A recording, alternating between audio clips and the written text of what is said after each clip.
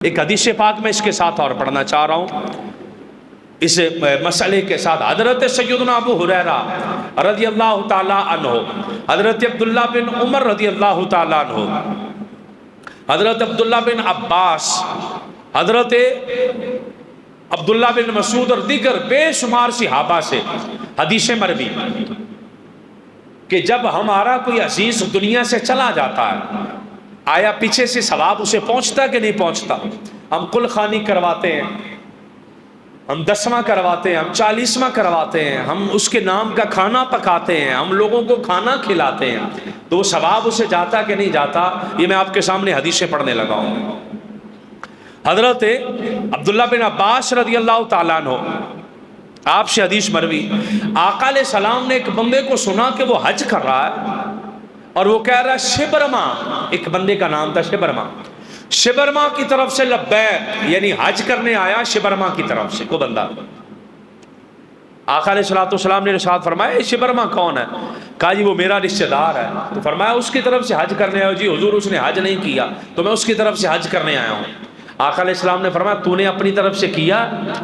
تو کہنے لگے حضور میں نے تو اپنی طرف سے نہیں کیا۔ فرمایا یہ حج تو اپنی طرف سے کر لے، بعد میں شبرما کی طرف سے کر لینا، اللہ تجھے بھی ثواب عطا فرمائے گا، اللہ اسے بھی ثواب عطا فرمائے گا۔ حج کا ثواب اس کو بھی جائے گا، اگر تو حج کرے گا اس کی طرف سے تو ثواب اسے بھی جائے گا۔ اور حضرت عبداللہ بن مسعود سے حدیث مروی ہے، اور صحیح بخاری کے اندر حدیث مروی، ابو داؤد کے اندر، امام ترمذی، امام عبد الرزاق نے، امام احمد بن حنبل نے، مسند ابو یعلا، بے شمار کتابوں کے اندر حدیث موجود ہے، ابن خزامہ کے اندر حدیث موجود ہے، امام حاکم کے المستدرک کے اندر حدیث موجود ہے۔ حضرت عبداللہ بن عباس بیان کرتے ہیں حضرت سعد بن عبادہ رضی اللہ تعالی عنہ، ان کی والدہ فوت ہو گئی، یہ اپنی والدہ کے پاس تھے نہیں، آقا کی بارگاہ میں آئے، یا رسول اللہ صلی اللہ تعالیٰ علیہ وسلم میری ماں فوت ہو گئی ہے، اگر میں اپنی والدہ کے پاس ہوتا تو مجھے کچھ وصیت نصیحت کرتی، تو اگر میں ان کی طرف سے کوئی صدقہ کروں تو ثواب انہیں ملے گا؟ آقا علیہ السلام نے ارشاد فرمایا ہاں تو صدقہ کرے گا تو ثواب انہیں ملے گا۔ آقا علیہ السلام نے جب یہ بات فرمائی تو وہ کہنے لگے حضور میں آپ کو گواہ کرتا ہوں کہ میرا ایک باغ ہے مخراف نام کا، میرا ایک باغ ہے، میں نے وہ سارا باغ اپنی ماں کے نام کا صدقہ کر دیا، میں نے وہ پورا باغ اپنی ماں کے نام کا صدقہ کر دیا۔ صحابہ کرام نے جب یہ بات سنی، امت کو بتائی، اس کا مطلب یہ ہے کہ حج کا ثواب بھی میت کو جاتا ہے، باغ کا ثواب بھی میت کو جاتا ہے،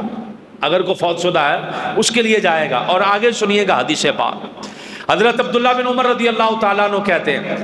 کہ جو شخص فوت ہو جائے اس پر ایک ماہ کے روزے تھے، تو اگر اس کی طرف سے روزوں کا فدیہ دینا چاہتے ہیں تو پھر یہ کریں کہ ہر روزے کے بدلے ایک مسکین کو کھانا کھلایا جائے، اس کا ثواب جائے گا؟ کہ ہاں جو مسکین کو کھانا کھلائے گا اس کا ثواب اس کے فوت شدہ عزیز کو بھی جائے گا، باغ کا ثواب بھی گیا اور حج کا ثواب بھی گیا اور مسکین کو کھانا کھلانے کا ثواب بھی گیا۔ ایک اور حدیث پاک سنیے گا، میرے اور آپ کے آقا صلی اللہ تعالیٰ علیہ وسلم نے فرمایا، اور توجہ سے سمجھیے گا، کہ کسی کسان نے ہل چلایا، اس نے دانے پھینکے، وہ دانے چڑیا آ کے کھا رہی ہے، چڑیا نے دانے چننا شروع کر دیا۔ کسی بندے نے کو بیج پھینکا، کیڑے آ رہے ہیں، کیڑے کھا رہے ہیں، کیڑوں نے کھانا شروع کر دیا۔ آقا علیہ السلام نے ارشاد فرمایا اس بندے کو جس نے وہ دانے پھینکے تھے، جو چڑیا کھا رہی ہے، جو پرندے کھا رہے ہیں، جو کیڑے کھا رہے ہیں، اس پھینکنے والے کو صدقے کا ثواب ملے گا، حالانکہ اس کی نیت کوئی نہیں صدقہ کرنے کی، حالانکہ اس کی نیت یہ نہیں بھی چڑیا کھائے، حالانکہ اس کی نیت یہ نہیں کیڑے کھائیں، اس کے باوجود بھی اللہ اس کو صدقے کا ثواب عطا فرمائے گا۔ یعنی چڑیا کھا جائے، پرندے کھا جائیں، کیڑے کھا جائیں، بلکہ جو کاشتکار پھینکتا ہے بیج، وہ تو ایک سٹیچو سا بنا کے، وہ بلکہ ایک بت سا بنا کے، وہ اس کے شاپر سے لٹکا کے، وہ چھڑیاں جوڑ کے بنا کے اس میں کھڑا کر دیتا ہے تاکہ چڑیا ڈر کے نہ کھائے۔ کیڑوں کے لیے وہ پانی کی کھالیاں سائڈوں پہ بنا دیتا ہے، دوائی پھینک دیتا ہے تاکہ آ کے اس کے بیج کو نہ کھائیں۔ ہر کوشش ہے کہ نہ کھائیں، پھر بھی کوئی کھا جائے، فرمایا اللہ پاک اس کو صدقے کا ثواب عطا فرما دیتا ہے، اللہ پاک اس کو صدقے کا ثواب عطا فرما دیتا ہے۔